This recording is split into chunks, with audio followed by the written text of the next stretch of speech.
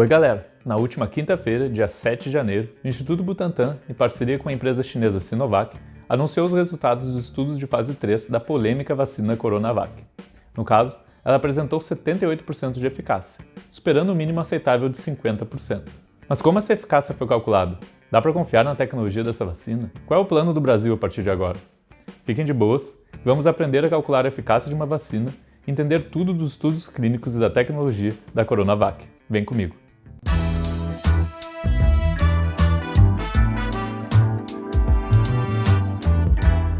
Olá, Unicientistas! Eu sou Gustavo Moreira, doutor em Biotecnologia, e hoje vamos ver o que foi anunciado sobre a Coronavac e finalmente entender os detalhes dessa vacina da empresa chinesa Sinovac.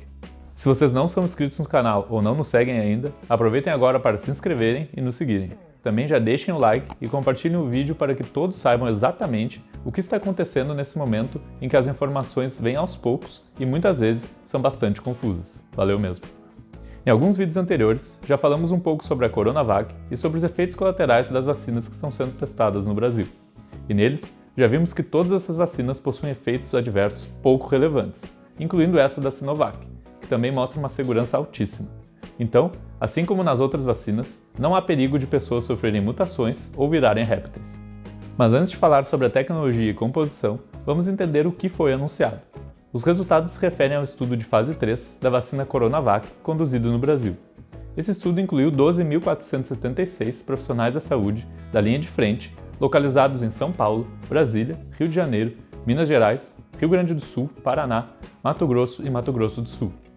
No momento, não se sabe os números exatos do estudo, mas foi mencionado que em torno da metade dos participantes, que vamos calcular aqui como 6.000, recebeu a vacina e a outra metade recebeu o placebo. A vacinação foi feita em 2 doses, aplicadas em um intervalo de 2 semanas. Além disso, também foi anunciado, de maneira não oficial, que foram registrados aproximadamente 220 casos de Covid-19, sendo 60 no grupo vacinado e o restante no grupo placebo. Para calcular a eficácia de modo simplificado, precisamos de 2 coisas. A primeira é ter o número de participantes do grupo vacinado igual ou parecido com o do grupo placebo. E quanto maior esses números, mais confiáveis são as análises. Isso já temos. E depois, a segunda coisa é simplesmente dividir o número das pessoas que ficaram doentes no grupo vacinado pelo número de doentes no grupo placebo e multiplicar por 100 para ter o percentual. Aí, é só calcular 100 menos esse valor para ter eficácia. Assim, podemos ver que a eficácia da Coronavac foi de 62,5%. Mas espera aí, Gustavo, o anunciado foi que a eficácia de 78%. O que está certo afinal? Pois é, como eu mencionei, esses números de participantes e casos do estudo ainda não são oficiais. Então temos que ficar de olho e esperar mais informações oficiais desse teste. A única informação oficial passada foi a de 78% de eficácia mesmo. Assim, se considerarmos que os 220 casos estão corretos, é esperado algo em torno de 40 casos no grupo vacinado e 180 no grupo placebo. E fazendo as contas, conseguimos chegar nos 78% anunciados. Além disso, nenhum caso grave foi registrado dentre os vacinados, o que é uma ótima notícia.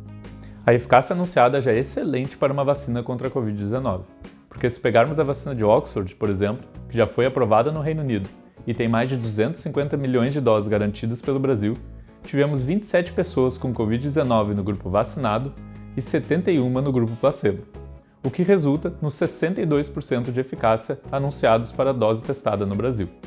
Portanto, a Coronavac estaria superior a ela. Beleza, agora vamos entender a tecnologia dessa vacina.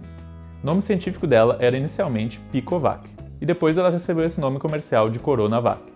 A empresa responsável pelo desenvolvimento é a chinesa Sinovac, e o Instituto Butantan, em São Paulo, é o parceiro para os testes clínicos feitos no Brasil e também para a produção da vacina após a aprovação. O tipo dela é considerado menos avançado que o de outras testadas no Brasil, e é o que chamamos de vírus inativado, que é uma tecnologia bastante antiga. Apesar disso, existem inúmeras formas de fazer esse tipo de vacina. Então vamos ver em detalhes o processo da produção dela. No início da pandemia, os pesquisadores da Sinovac estavam trabalhando com 11 amostras de SARS-CoV-2, sendo 5 de pacientes da China, 3 da Itália, 1 da Suíça, Reino Unido e Espanha.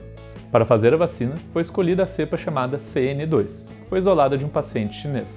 Então, esse vírus foi usado para infectar células de rim de macaco verde africano, ou simplesmente células Vero. Não se preocupem, isso não significa que o rim desses animais é usado toda vez que a vacina é produzida.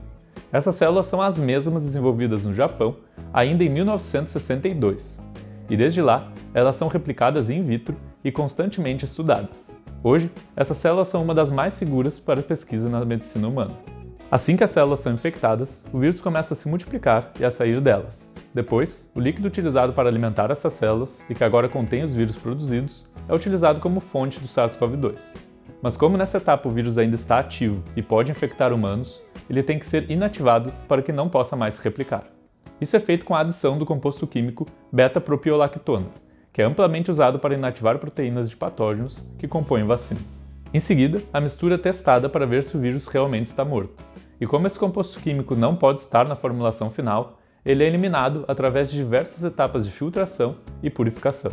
Assim, quase a totalidade dos componentes das células vero e de outros compostos químicos são eliminados antes da formulação final. Depois, a qualidade da amostra contendo o vírus é avaliada por outros métodos, como a microscopia eletrônica mostrada nessa figura, onde podemos ver as partículas virais ainda inteiras depois de todo esse processo.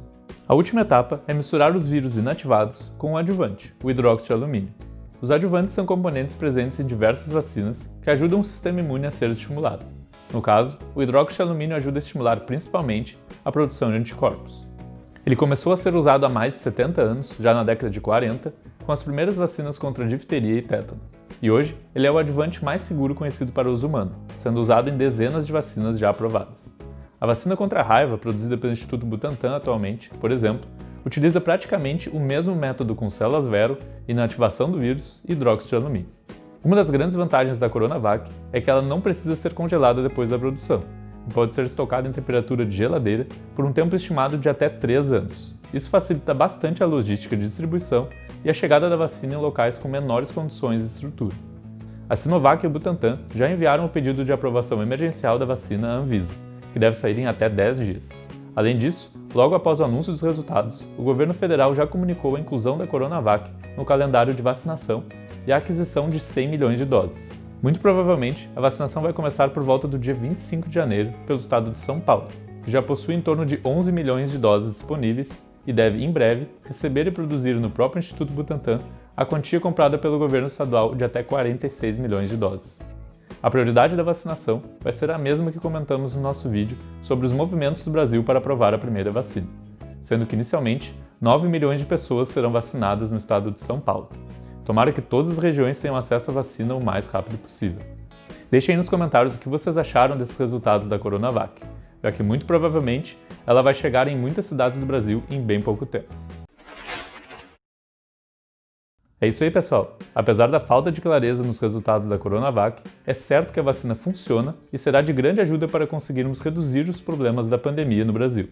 Então, temos que deixar um pouco de lado as opiniões políticas ao redor da vacina e focar nos dados científicos para entender que a vacinação é importante. Eu vou deixar um link do canal do Instituto Butantan na descrição aqui do vídeo para que vocês, assim como eu, acompanhem o que está sendo feito por lá e também peçam informações no caso de algo parecer estranho em relação a essa vacina da Sinovac. Mas também não se esqueça de deixar o like aqui no vídeo, se inscrever, nos seguir e compartilhar com todo mundo que precisa se proteger desse vírus chato que já nos incomoda há mais de um ano. Fico agradecido de verdade. Muito obrigado pela atenção e até o próximo vídeo.